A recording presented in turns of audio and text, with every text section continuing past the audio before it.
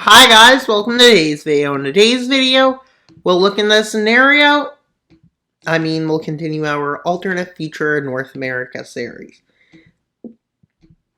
And the first event is a unification between the Western Union and Canada. So Canada is back. And while all this land is annexed with 58% popularity of this. Well, this greatly expands it, but there's one person who isn't too happy about this, and that would be to their south. Yes, the United States wants their land out west back, including parts of Oregon, Idaho, Montana, North Dakota, South Dakota, Iowa, Minnesota, and a few others. They're very wanting what they had back. And well, the war has begun. The Canada-US war. And well, they launch an offensive across the front. With thousands of troops, hundreds of thousands of troops, 500,000.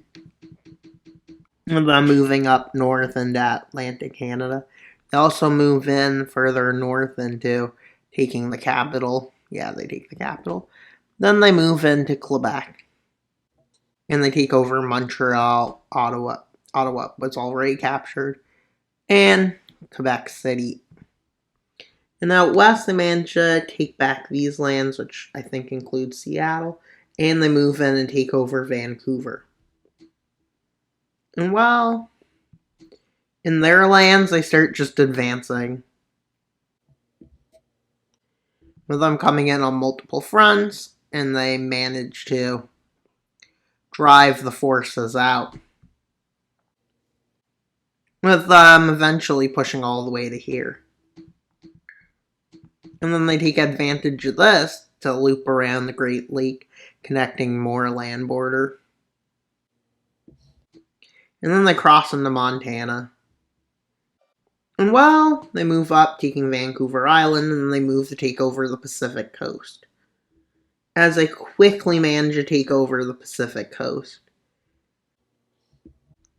And well, they started advancing north to try to cut off the front from the eastern part. But at this point, an offensive is launched. A counter-offensive. And they push back over here. With them also pushing them back up in the north, along the western coast. And from the New England front, they push them back a bit. And into Quebec City and Montreal, they managed to take it back. And Ottawa, but the rest of the front, they're having struggles with pushing them back, with pushing the invaders back. And well, the front eventually starts to cut these two areas off. At this point, peace is offered by Canada, but the US kind of refuses. And then they take more land, and at this point, when they're offered it, they accept it. So let's see the peace treaty. It's along with parts of British Columbia and parts of Ontario. That's what they managed to get. And well, the Northern Alliance kind of doesn't exist now because there's no point in having it shown with just one country on it. But after this peace treaty, they get ready for another mission. The invasion of Mexico. Let's see how it goes. Well, they might end up having some problems. With them moving along the coast